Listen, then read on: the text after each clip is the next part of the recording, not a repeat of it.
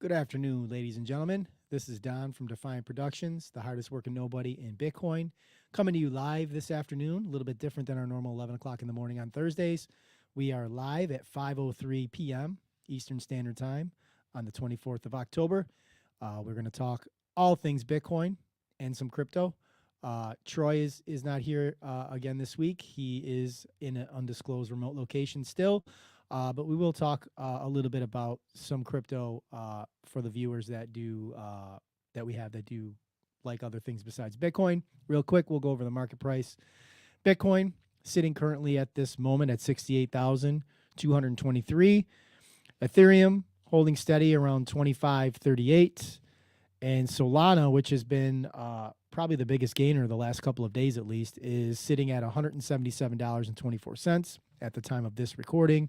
The total market cap of all crypto is at $2.33 trillion. We're going to talk about some big news today that was posted on X, and it seems to be making its ways around Bitcoin Twitter.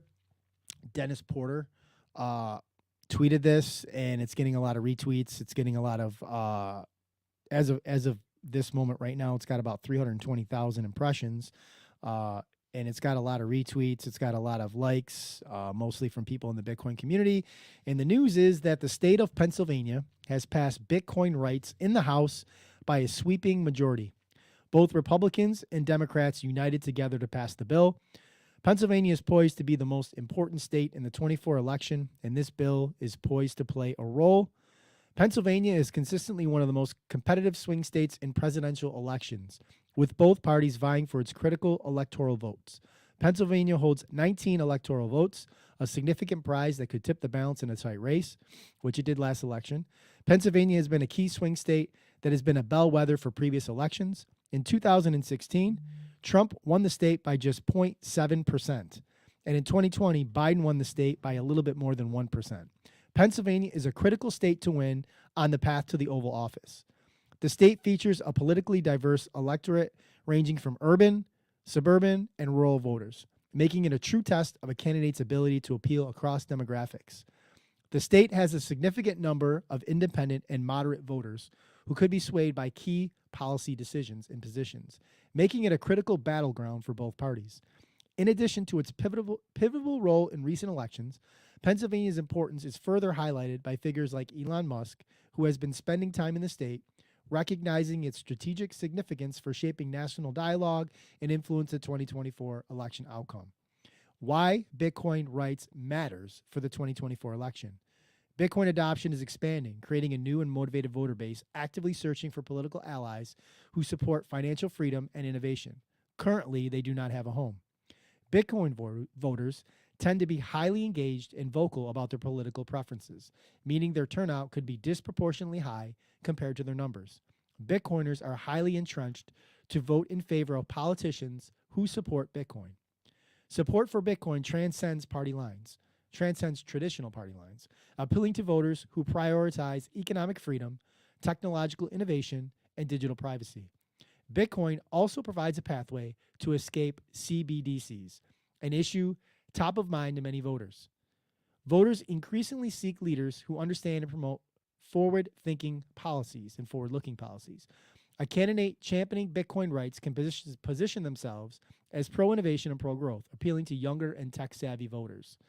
Bitcoin is often seen as a symbol of financial sovereignty and resistance to centralization, tapping into broader cultural and political themes of freedom and self-determination, which resonate deeply with many voters.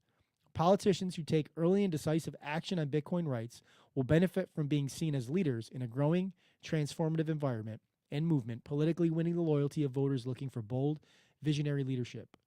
Bitcoin rights passing in the House gives both Democrats and Republicans a chance to demonstrate leadership on this key new issue. It's a Democrat-controlled House, yet the bill was sponsored by Republican at Republican cable. The Bitcoin voter bloc is looking for a home, and both sides have a chance to demonstrate how they will govern. Both sides support the right to self-determination, which this bill would enshrine into law. With 12 days left until the most important Bitcoin election of our lifetime, now is the chance for both real Donald Trump and at Kamala Harris to apply pressure within their parties to ensure this bill makes it across the finish line. Pennsylvania can be decided by a very small fraction of the electorate. There is no better time to demonstrate leadership on Bitcoin. Demonstrating leadership here can garner valuable votes that can make the difference on November 5th and determine who sits in the Oval Office in 2025. And that was the long tweet thread by Dennis Porter, who released this news earlier today. He did tweet yesterday they had big news incoming that could shift the 2024 presidential election.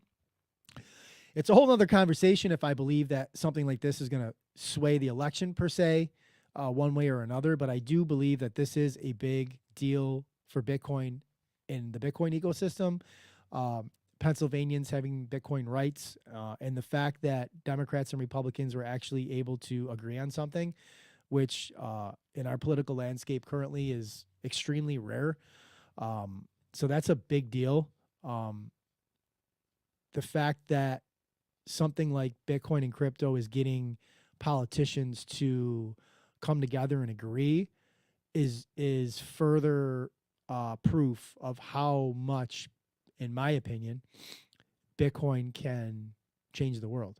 I've said it many times, and anybody that you come across that's a Bitcoin maxi will say it: change the money, change the world. To me, this is like one of the small stepping stones of the path of changing the money to eventually, changing the world.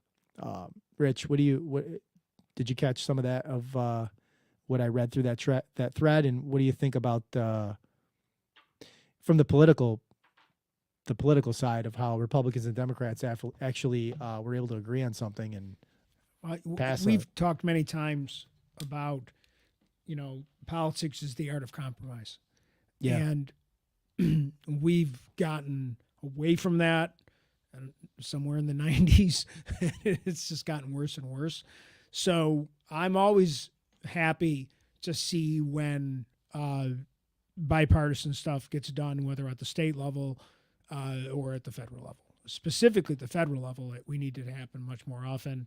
There have been some things, that I'm not a Biden fan, but I think there were some things that I saw got passed. So I just found out about it because, again, I haven't been on the internet at all today because my internet where we are was broken most of the day. So thanks, Spectrum. But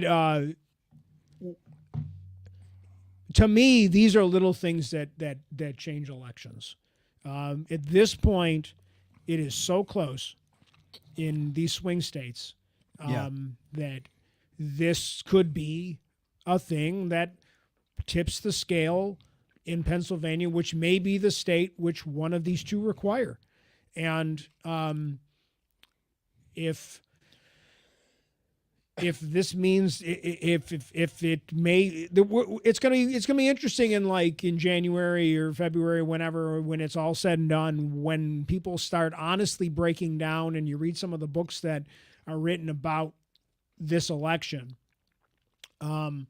things like Bitcoin, things like politicians' stance on Israel is going to be, I think, more, and obviously immigration was a big thing too, but maybe the biggest one. But I think these other two things, these little things, are going to be the what really changes the where we're headed in this country. So yeah, I think you're not understating, and I don't think the article. I looked at the article that you mentioned while you were talking, and I don't think neither one of you have understated the point.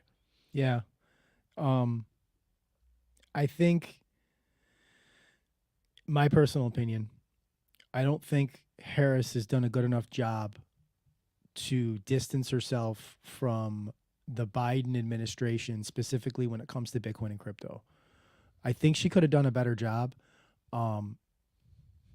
It's almost not fair because, a vice president doesn't necessarily have that much power when it comes to, the administration. It's the president, and the vice president's kind of the lackey, and it's always just been that way.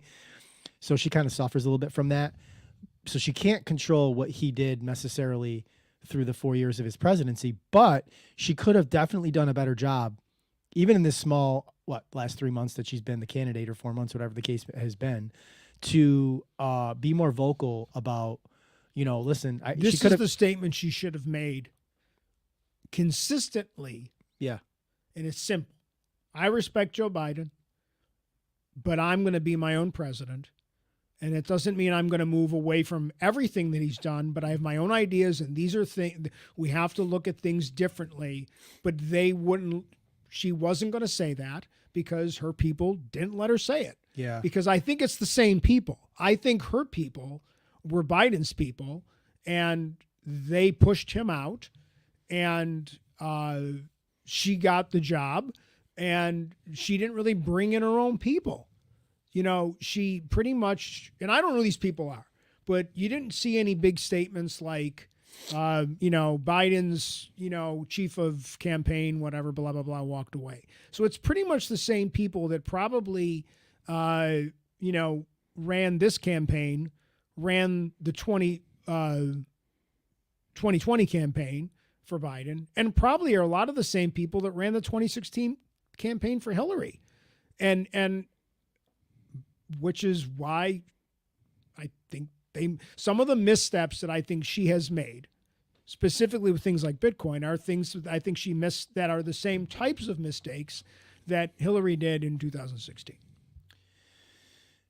I think that was well stated. I would agree with a lot of that, of what you just said. I think specifically when it comes to crypto, Bitcoin, crypto, we got to say crypto because most of our viewers most likely are probably, when you say crypto, they're not. They're probably not a single. I'm assuming based on the comments that I read that their programs. They're not their program.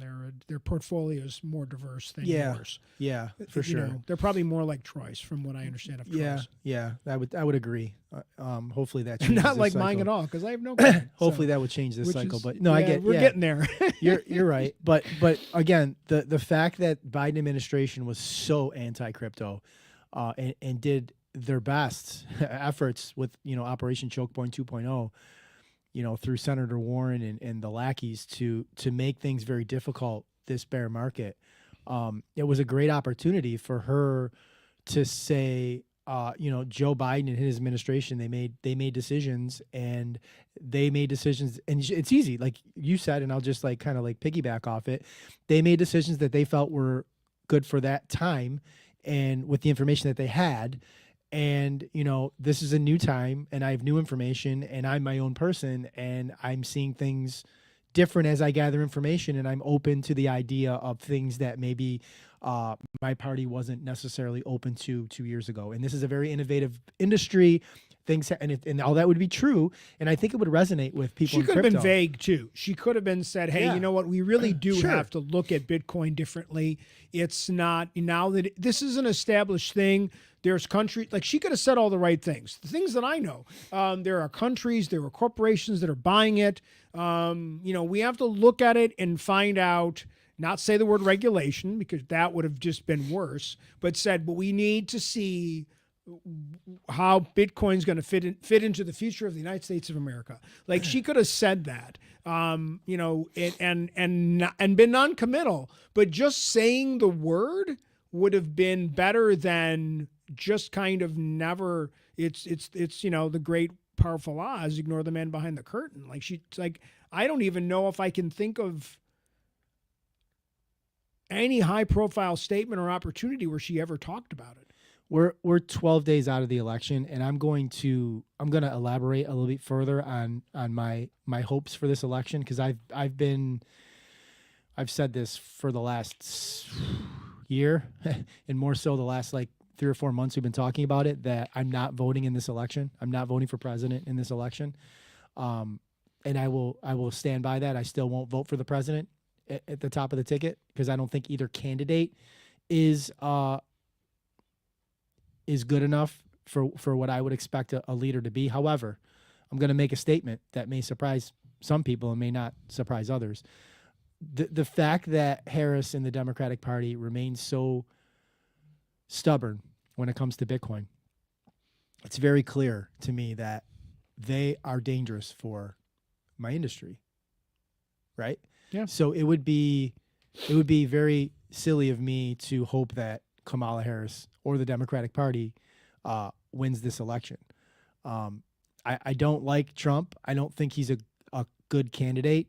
for many different reasons, which I've already talked about before. However, I do hope that the Republican Party, again, I don't want Trump the individual, like the dictator, the narcissist, to win, but I hope that the Democrats are not in power, and that means that he has to win.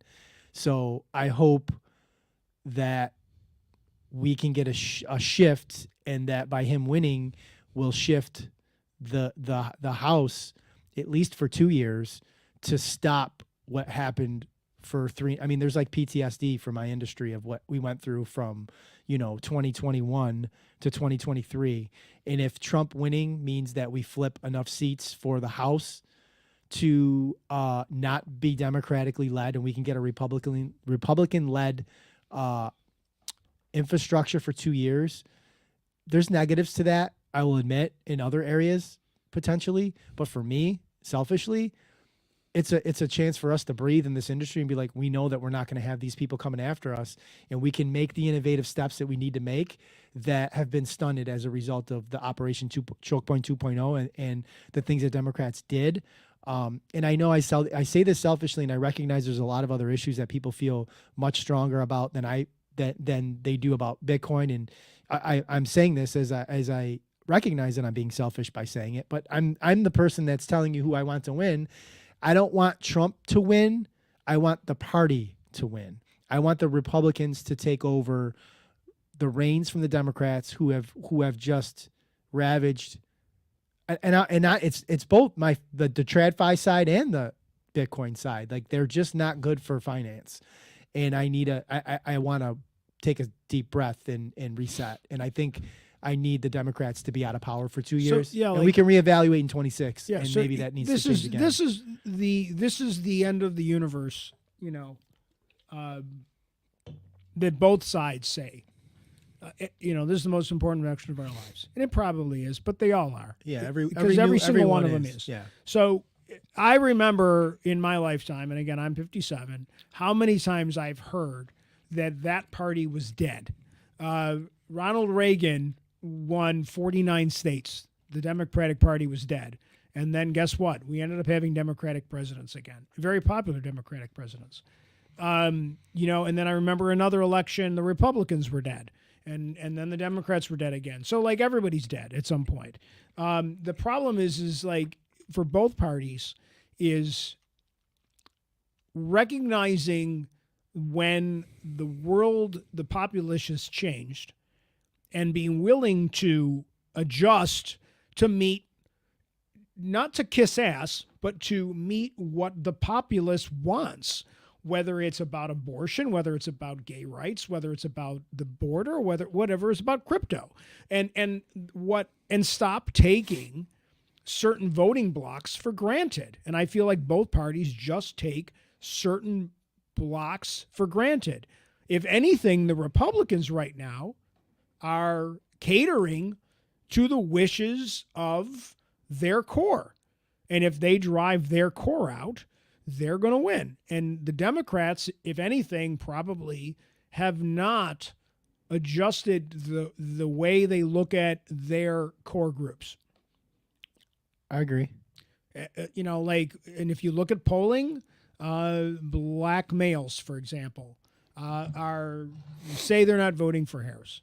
I don't think that has anything to do with her being a black woman. I think it's about, they say, we've been sitting around waiting for the Democrats to do something, and you just haven't. And all of a sudden you say you are. And so there's a lot of young people that want to have a difference, talk politically about the way our government does things outside of our borders. And they don't want to talk about that. And and you see what's going on college campuses. Okay.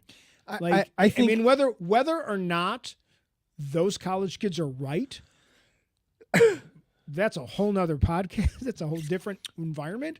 But if you alienate the young people that really were huge 4 years ago and 2 years ago in the midterms, and now you've kind of disenfranchised a lot of young people, they've picked up on the Republican side a lot of young people because they're frustrated with you said you were going to do this, and we thought you were going to be this kind of person, and you just weren't.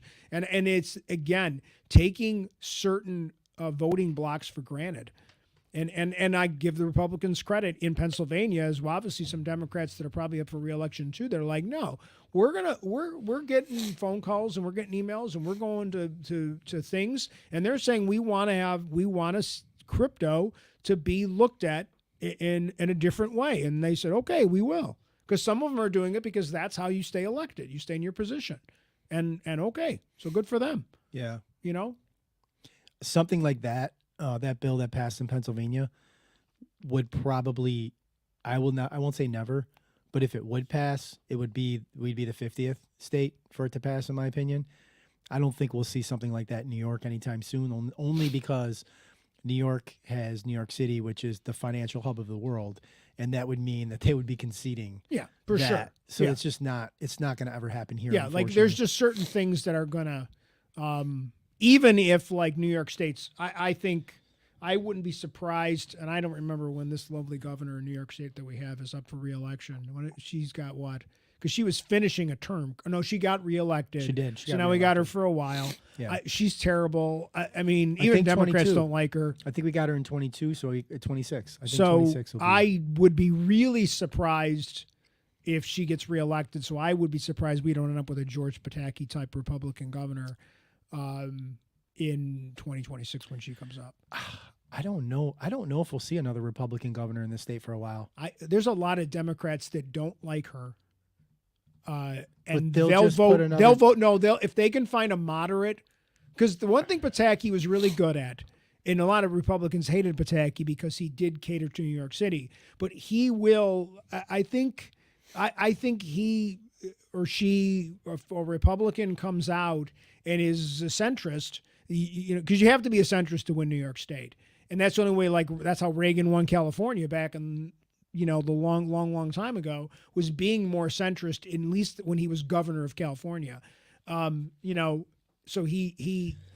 I feel like you could see it. I think we could see it again, because I feel if anything, the state has, because of things like bail reform, some of the things that they've done in New York State have angered a lot of regular people, including Democrats. And that they're unwilling to make changes to basic policies about quality of life. So I'm not saying it's 100%, but I don't think it's a 0%. I think there's a better than, if she continues to be kind of this wishy-washy, governor that I think she is, I wouldn't be surprised if she either doesn't get the nomination and or she loses. Yeah, it's interesting to think back of like how we had Pataki in the 90s, and we also had Giuliani in New York City. Yeah, which is a heavy Democrat base as and a then, governor. what's his face after him? But I don't think Bloomberg. I don't think we ever get Giuliani if he doesn't have the success that he had going after the mafia. I think it just happened to be he was Republican, and the fact that he cleaned up the city per se in regards to going after the mafia, that he had enough star power that it didn't matter if he was Republican or Democrat. Giuliani, I know this is a completely different thing, but Giuliani's such a weird dude, especially as he got too impressed with himself. But there were some things he did in New York City which were, you can look at civil rights and there's a bunch of issues with Stop and frisk. But at the same time, do you remember going to New York City in the 1980s? I went, but I don't remember. Times Square in the 1980s was a rough place. He did a lot of cleanup. He did a lot, and he found great partnerships with corporations that helped change New York City, and a lot of it was the bully pulpit. And he was, he had that aspect of him, but lots of guys had that, I think every once in a while it's nice to have somebody a little bit different, and I think that's what might be. After Cuomo, and then I wouldn't be surprised if we don't have a run, especially if they get. Obviously, they have to find the right candidate. If they run a far right person, that person won't win. In a well functioning democracy, you really should have a good mix of both sides. You shouldn't have these states that have 50 years of one party being in power, either side. Even if we're the Deep South, you have some states that have been Republican for my whole life, right? And it's funny because those states prior to that were huge Democrat. were huge Democrat for a Yeah. lot of years. Like you think about how many years the House was run by Democrats, and how much the world has changed in the last 40 years in terms of the way states were politically. Like as the world has changed, obviously major things have happened in the world. Whether it's Vietnam, whether it's civil rights, like the world's changed so much. It's interesting, and I think getting back to like my point, what I start with is that you gotta pay attention. If you want your party to stay in power, you can't take your constituency for granted. And I ultimately think Hillary Clinton lost because she wasn't a likable person, but she also just took people for granted. Took her constituency for granted and just assumed they were going to come out and vote for her. And a lot of people are just like, no, I just don't want you. I will let the other guy win because I just don't want you. And I think a lot of people who don't like either candidate may vote for a third party. They may vote for a G sign, or they'll just write in, Harambe like they did 4 years ago. Just as a protest vote. So I wouldn't be surprised if, you get a lot of non-votes or, I don't know who's really, it seems like there are certain groups that are very, I don't want to say excited, motivated to vote this year, but then you also have a bunch of people in this country that just don't feel there's any point, I had an interesting Twitter back and forth yesterday with someone who follows me. It really wasn't any sort of beef or anything like that. Like he was pretty articulate in his reasoning. I just disagreed, and I still kind of disagree. But the start of it was Elon Musk tweeting that he tweeted a chart, and the chart showed that in the last, I think it was 3 weeks, maybe a month or whatever the case may be, 3 weeks or a month, we added like $432 billion to the national debt. And he was like, this is a problem or something like that. And Elon Musk is like the biggest cheerleader for Donald Trump right now. So he didn't say it, but he implied it. The tweet implied it, that like Harris isn't going to fix this, but Trump will. So I retweeted it, and I basically said, there isn't a candidate on the ballot right now that has a solution for this problem. I said their name isn't Harris and her name isn't Trump, and I just left it at that. And then people were like, well, Trump does have a plan for this. And I'm like, excuse me. I said, he most certainly, I said respectfully, he most certainly does not. And I said, it's not a coincidence that in neither debate with Joe Biden or with Kamala Harris was the national debt even brought up as a talking point, let alone either one brought it up on their own. And I said in any interviews that they've done publicly, both Harris and Trump, neither one has even thought about addressing nor answered a question talk about in the regards deficit, to because that. to take care of the deficit. First of all, Trump was president for 4 years, and you can look at what he did to the deficit in his 4 years. Now you can say, well, he inherited some of that from the previous presidency. Okay, so if that's the case, then you have to as soon as he's done, if there were things that Trump couldn't control, say in the first year and a half, that led to the deficit growing, okay? If you say, and I'm willing to accept that on day one, the president can't affect the deficit. But once he's got some... You said can? Can't.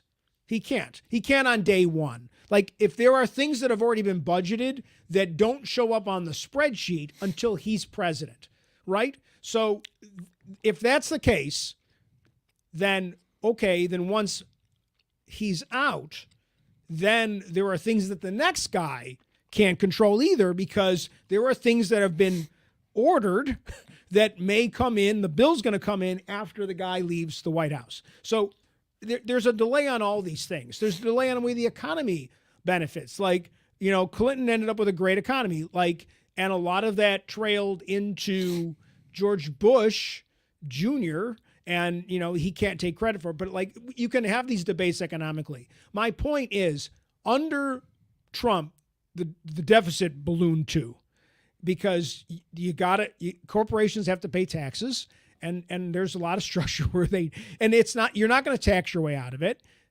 but that's part of it. And then there's the whole thing. I remember for years, well, if we went back to all those European nations and Japan and told them to pay what they owed, that doesn't even touch the deficit.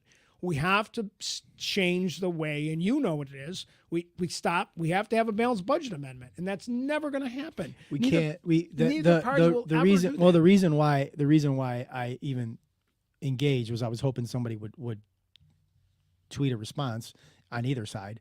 It just happened to be the Trump, and I kind of figured it would be because everybody has this illusion that Trump's going to like be fiscally responsible. But the problem is, as we sit right now, right, 12 days out of the election, to service the debt right now, it's about 1.2 trillion and change, and going up every day. That's to service the debt, right? He's not going to do anything day one, and even if, because they tweeted at me if he wants to use Bitcoin and crypto to address the national debt, and I said, first of all, as I started the podcast off today, the entire crypto market's worth 2.3 trillion. I said, so the market has to like 20x from here, and you have to take full liquidity of the entire crypto market to take care of the debt, which nobody's going to do because it's a free market. It's not happening. Right. So I said, for that 20x to happen, it's going to take time. And I said, even if we get to a place 2 years into his lame duck presidency where he wants to even address it, I said, now we're sitting at 40 plus trillion and probably 2 plus trillion of just the interest on the national debt. Yeah. I said, you could have the best plan of balancing your budget, but good luck finding $1 trillion to trim off the deficit to trim off the budget at this time. Right. Because even if you For trim your off debt expense. even if you trim off new spending, you still have this problem of debt that you owe. Right. To just pay off what you're floating for the amount that you owe. 2008 is how this all, 1971 is how it originated when we took off hard money and we're not backing anything, and it gave us the ability to just print to infinity. But 2008 was when we stumbled across this phenomenon of, oh my God, we can just print and nobody's going to say anything, and we can just keep printing. We have a money tree in the backyard that we can just keep growing and keep printing, and that's what we're going to do. So there's no world where any candidate's going to come up and tell us that I have a plan to take care of the national debt, because it's impossible. We've passed that. We've completely passed the point of no return of ever addressing that thing responsibly. It's only going to continue to balloon. And the reason why I like that Elon Musk and his 100 million followers get to see him even say it, because it brings us all back to the whole point of this podcast and the whole point of this ecosystem and the whole point of Bitcoin's existence is that if you don't recognize sooner rather than later that the plan is that there is no plan, that if you're not looking to build an ark, the flood's going to take you away. So relying on this traditional system of money and just assuming that it's gonna fix everything is just not gonna happen. And I always go back to the same thing. There's people that are like, Bitcoin's not the answer. Okay, I will listen to your argument and I will hear you out. But here's the problem: if you're right, then there isn't one. There's nothing. If it's not Bitcoin, it's nothing. We live in the city. We're up here in Niagara Falls, and and this is a similar thing. What Niagara Falls needs, people around our city, for the people that are from all over the country that listen to your, us on X or wherever on YouTube, we've heard this for years, right? We needed like a big attraction that'll fix things. Yeah. Well, first of all, we have a big attraction. Second of all, it's not a casino. It's not Amazon. It's not Disney World. It's not one thing. Everything is fixed through a variety of things. So crypto should be part of it. Not all of it, but it also has to be like, okay, innovation. You have to look at our military industrial complex. Innovation. Look at our budget. Look how much, like, why are we, like, solar panels? I'm a big solar panel guy, okay? I have solar panels on my house. 80% of my electricity is generated by my solar panels. So I don't really care if my kids are on Xbox or the air conditioning's on. Why? Because 80% of my electricity is free. My solar panels were paid off in the first couple of years. I found a great program to get rid of them. I love solar panels. And I live, again, in Western New York, and I get almost no energy off my solar panels for probably about a month a year because they get covered in ice.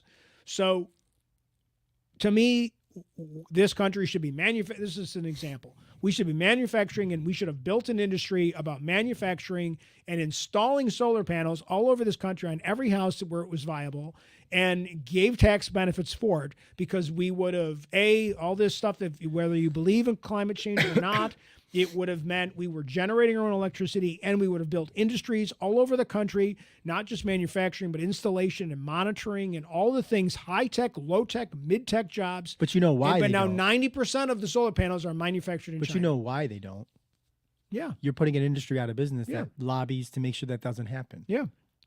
But that industry exists, and 99% of it is now owned and manufactured by the country that we own probably most of our debt to.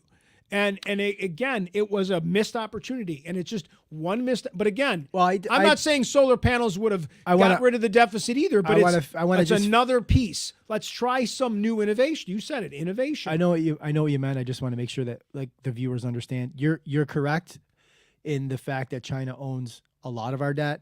They own the most of our international debt. Right. The majority of our debt, the highest percentage, is owned by the Federal Reserve Bank. Right. Right. China owns like Right. 12% of it. Yeah. Which like most people are like, China owns all of our debt, and it's just like it goes down that road of like people just not understanding what's really going on in regards to finances, in regards to like the problems that we're in fiscally, and people just bury their head in the sand like ostriches and just think things are just going to get better and somebody's going to save us, and it's just not going to happen. Another thing I want to talk about really quick. Somebody posted on Facebook, Taco Bell, a sign looking for employees, and it said starting pay $16 an hour. Okay. So I got involved in the thread, and I said it's 2024, and that's basically, Taco Bell is like the bottom of the food chain of jobs. That's like, we can agree, like people are probably either coming out of high school or they're just looking for a job and they're going to make $16 an hour. That's bottom of the barrel, right? Sure. 30 years ago, I was working at McCory's at the Sun Park Mall in Niagara Falls, and I was making $4.25 an hour. Yep. Okay. Bottom of the barrel job. Same scenario. People were working there that were either low income or like me in high school. Yeah. Okay. Same situation. So in 30 years, that pay wage has 4x'd, gone four times up, right, to make that bottom of the barrel. Right. So if we're on the same trajectory, which I would argue is probably skewed because 2008 is closer to now. Well, it's actually kind of in the middle, right? 2008 is 50. Yeah. It's in the, so it's in the middle. From 2000, yeah, it actually is. It's wild. 2008 to now has accelerated this more than 94 to 2008 has, Yeah. right? So now we're on this trajectory of things accelerating, compounding faster. So we may get here in 20 years rather than 30, but let's just keep the same model and say 30 years from now we 4x again. So we'll do quick math just so I have it correct, because I want to make sure that I do this the right way. So if you go $16, right? $16 times 4 is $64. So in 30 years, you see some sign for, if Taco Bell is still in business or whatever little restaurant is advertising the bottom of the barrel job at $64 an hour. If you times that by 40, it's 2,560. Times that by 52 weeks, that's $133,120 a year for the bottom of the barrel job.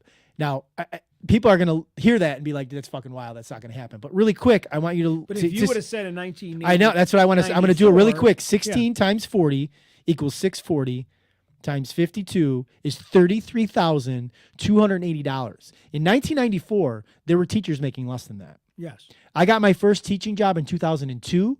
And they hired me step one at $31,500. That's almost a decade later. So there were definitely teachers making less than that, teaching in all industries, I'm sure, making in the 20s with livable wages. Right. So today that's $33,230, and you times that by 4, and you're at $133,120. To think that can't happen is the same as thinking in 1994 that there's no way that we're going to pay $16 an hour.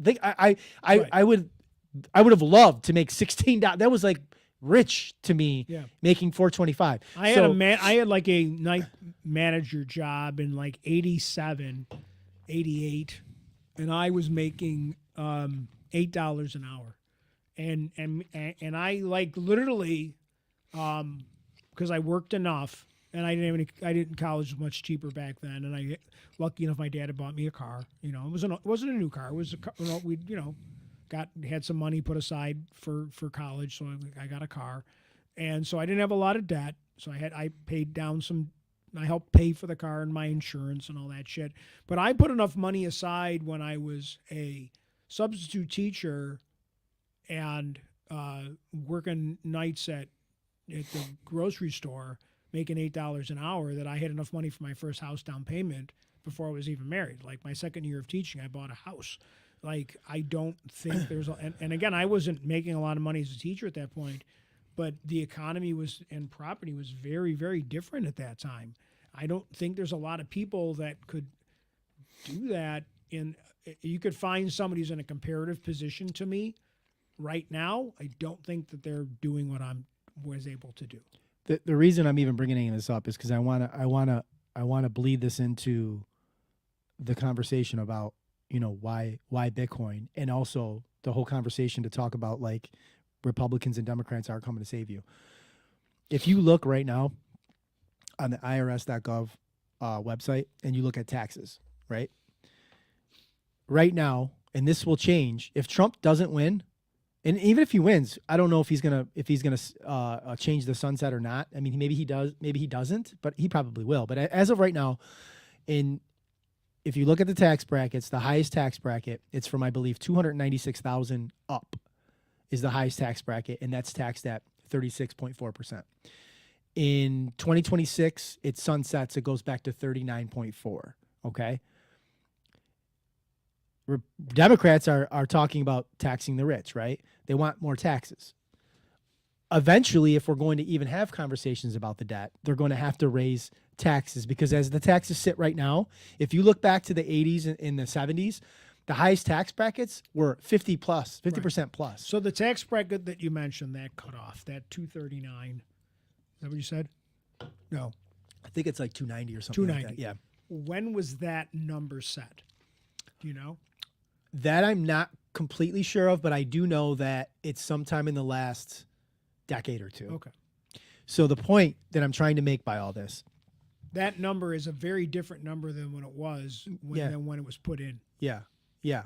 So what I'm trying to drill home to people is that right now, 133,120 is either the second, or it's right in the middle between the second or third highest tax bracket.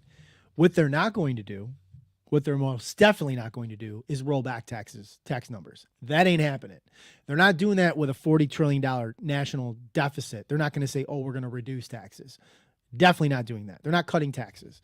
So in 30 years, neither party, by the way, neither party, 100%. So in 30 years, and this is the conversation, because this is TradFi, this is Bitcoin, this is just like, people need to like look in the mirror. And in my day job, I try to have this conversation with people all the time, especially if you're like 30 or 35. You have to be aware of this, because if you're not, you're harming yourself and your family. If we 4X like we did from 94 to 2024, and the bottom of the barrel is making 133, and they're at the second or third highest tax bracket, people making good wages, normal good wages, which now we can maybe say is between, I don't know, somebody making 70 to 100,000 nowadays, right? Right. So now if that has to 4X, those people are making 3, 4, $500,000. Right. They're in the highest tax bracket at normal wages. The highest tax bracket, which we hope is 39.4, but potentially could be higher. So people that are hoping to retire the next 20 or 30 years and are saving their money and hoping that what they have saved will pump out a livable wage for them are going to be sadly mistaken when their income is going to have to produce a number that they couldn't even fathom. Right. Because of how things are progressing, and they're not aware that they're progressing in such a way. And so, you know, you look at this, I look at that 133,000 number, and it scares the absolute shit out of me when I look at that and I say, if something doesn't get fixed, relying on the tradition, what I'm doing is breaking down why I'm into Bitcoin. Right. Yeah. Because there's no plan as a TradFi guy, right? As a TradFi guy, there's no plan I can present to you with traditional finance products that can solve this problem for the everyday American. I don't have access to that product that will solve this problem because the government and the country and just how things are going fiscally is spiraling in a direction that nobody has the answer to. Right. And we're trying to tell you that it's going to be okay when I know deep down inside it's not. Well, it's funny because we produce a lot of sports podcasts in this building in the same room, and we often have this conversation about how, like, you can't beat Vegas. Like, Vegas always seems to know something, and it's the government's the same way. Like, the little guy playing fantasy football and the little guy trying to pay his mortgage and save for retirement is no different. It's the government, like, they know what they're doing even though they don't, like, you know what I mean? The system knows what it's doing.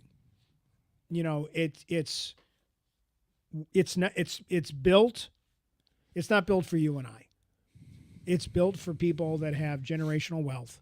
So if you want to be that guy, you have to figure out how you're creating generational wealth for your people, for your family, for yourself, and for your offspring. And the tax code has been structured in such a way to, for that.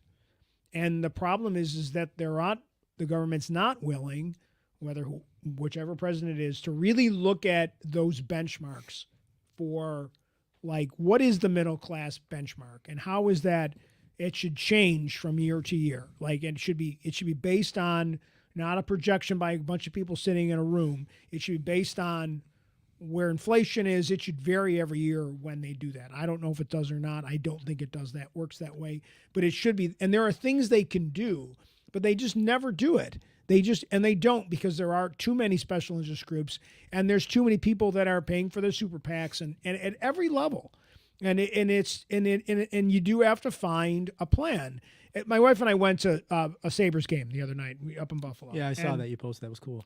And we were talking about ticket prices for concerts and sporting events, and you question whether should I spend I think it was like $800 to see a band from the 1990s. Yeah, no shot. And I'm like, and they'll do pretty well. They'll sell. And I was like, and people are. It's weird because people will spend money. I spent too much money on stupid shit. I didn't have to take my wife to Italy, but we did. That's a lot of money. We spent a lot of money. You did, but you're not the average American.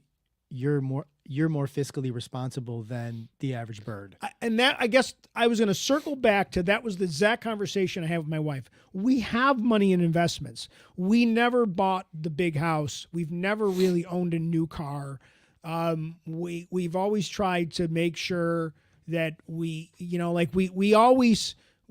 we have friends and people we worked with, and we both work in public education, so we have a good salary and we have a nice pension.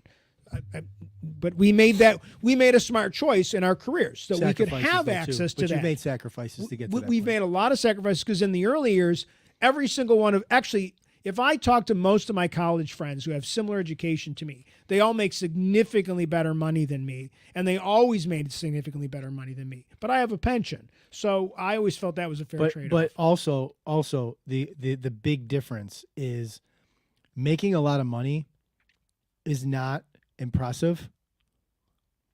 It's what are you doing and how are you allocating what you're making and how much of it are you preserving? Right. Because there's, like, again, with my day job, like sitting down with somebody that makes $150,000 a year, $200,000 a year is not that impressive when you take a look behind the curtain and you look and see, and they've saved how nothing. Much debt they have. And then I sit down with the guy that makes $50,000 a year, and he has the portfolio that the $200,000 guy that should have. How much is he putting into something? Everybody's got something. You could be stuffing it in the mattress. Whatever it is, that's stupid. But are you putting something aside? And I know a lot of people that don't. And they think, because they're not educated, maybe they're lucky enough to have a pension.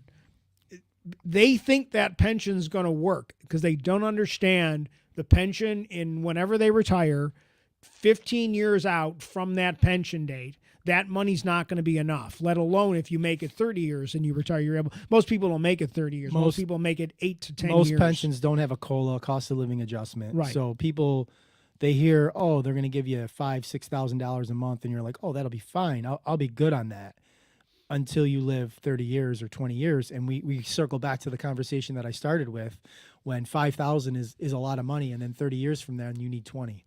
And now even like, these pension funds that exist out there, they're based on the concept of knowing statistically that I think that I forget what it was like. Isn't it like 8 to 10 years? That 7 to 8. Yeah, like people like don't live past 7 or 8 years. On the their traditional pension is built for you not to live past 7 years. And it's not. They would not be able to offer it if they did it any other way. I mean, there's a lot of good pension systems out there that are smart, and the way they're funded and the way they invest, they do very, very well.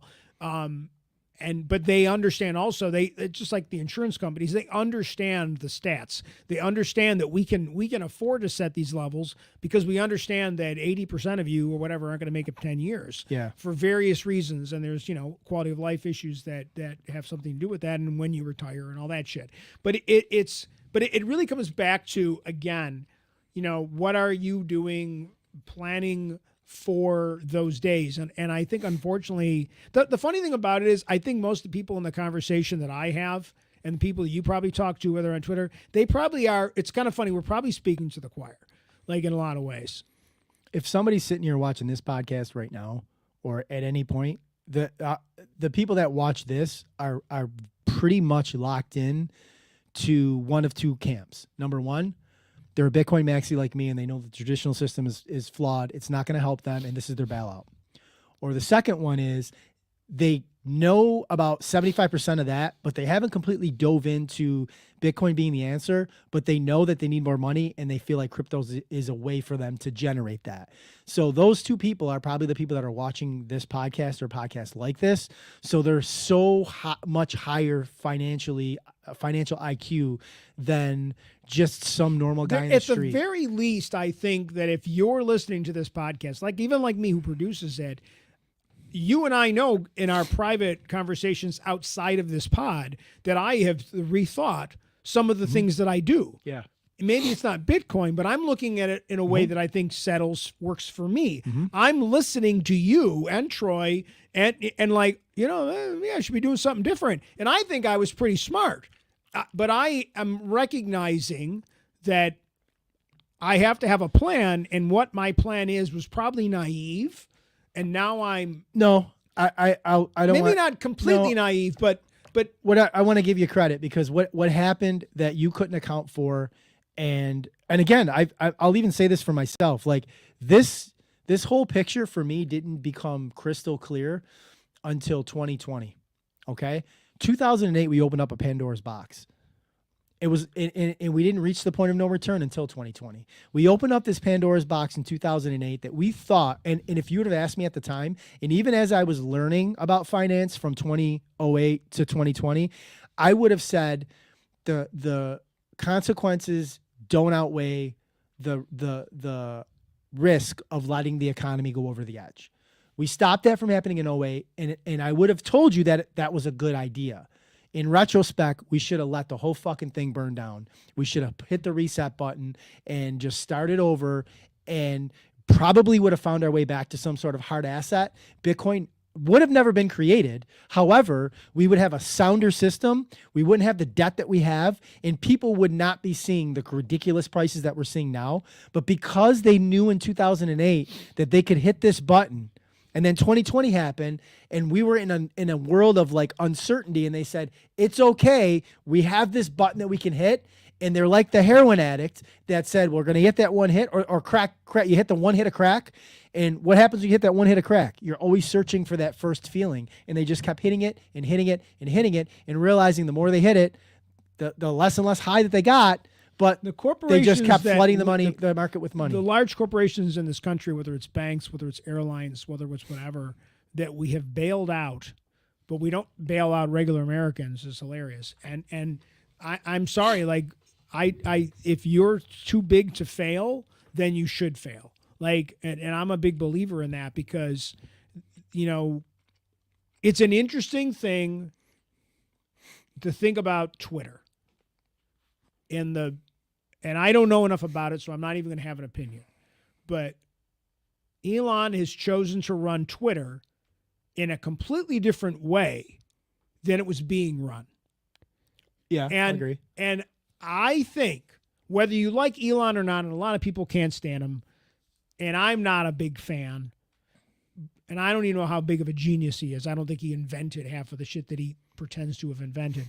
But if you think about the fact that he has this corporation that he's running, X, and he was able to trim staff and the cost of operations. Now, he may have gone too far. I have no interest in subjective. It's all subjective. Yes. But if you think about it, like a lot of these corporations have these things that they do where they'll drop money to buy a building, to do this, to put their name up on a football stadium. Oh, well, it's great. And I guess I realize it's advertising, but it's a lot more money than buying a commercial. Like, because they want to have, they want to have a box. They want to go to the football game and show off that they've got a box. And the problem is they get to do all of that. And whatever that company is, you and I, when we go to the store, we're paying for that. So, I mean, the one thing you can give Elon credit for is he said, I'm not going to have this huge operating cost for this product called X. I'm going to trim it down.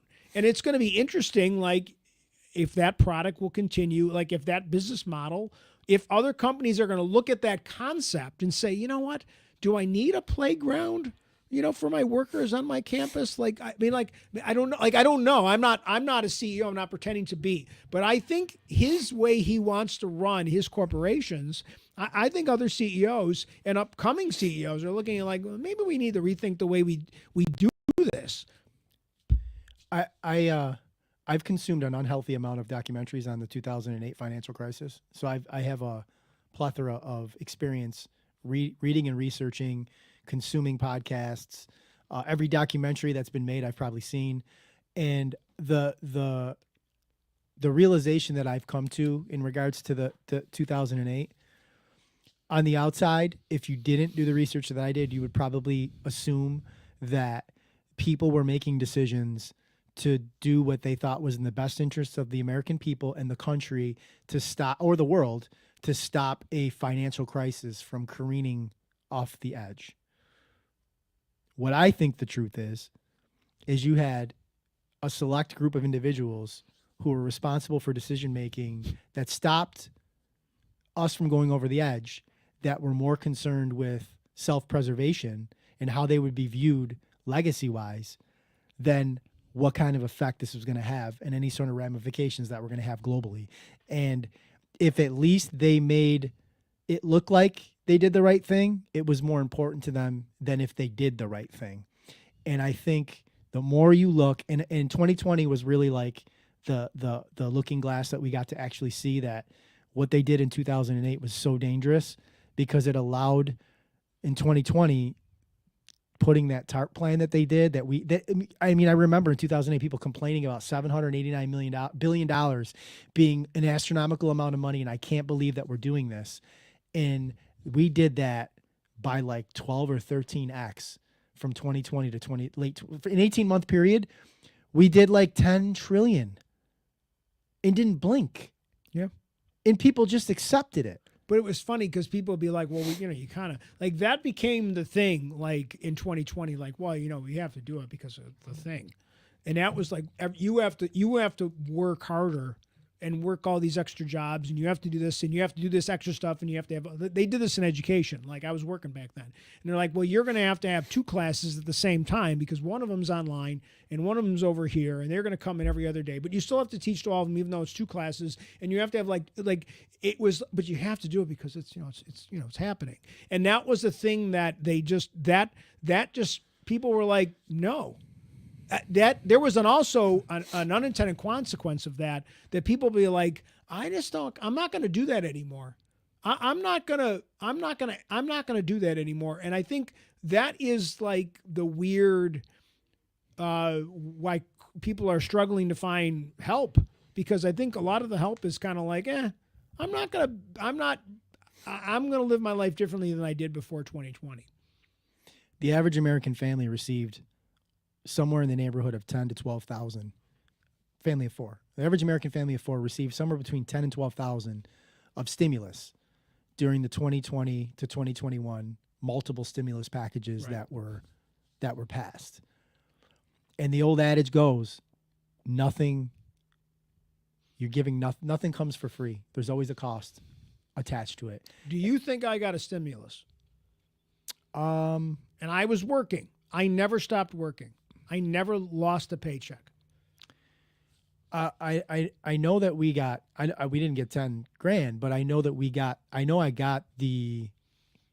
got money. I know I got a $1,200 check. I got think. money. And I said, I can't remember how why what the did I need, stipulations were. I mean, I'm glad I took it and I spent it. I was working.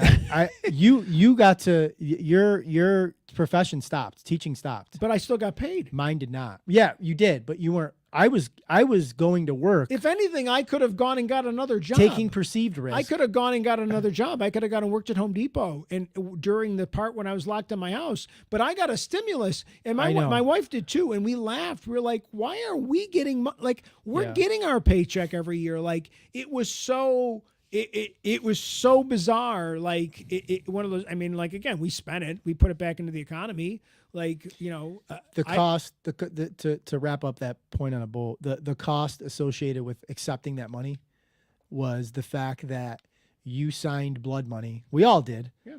To go past the point of no return to a place where we are going to rapidly see prices continue to accelerate to places where people who never would have expected to ever be on the lower rungs of the societal class system in regards to income be there, not because they did anything wrong, not because their jobs are not respectable, not because they didn't work hard, but just because the way that the economy is now careening and we are experiencing devaluing of our dollar at such a quick and rapid pace that no one can stop it. And if you don't have an alternative to that, which in my opinion, the only alternative for people to put their money into to have any chance of coming out on the other side with buying power is Bitcoin, not crypto, Bitcoin. That's the sins that we have to live with, that our children and grandchildren will have to live with, and is why I do this podcast, which is why I spend time on social media talking about this, to give people education in regards to an alternative to what the government, what the state, what the global economies has done to you and your future family. And we'll end the podcast on that. As always, don't trust, verify. See you next week. Thank you.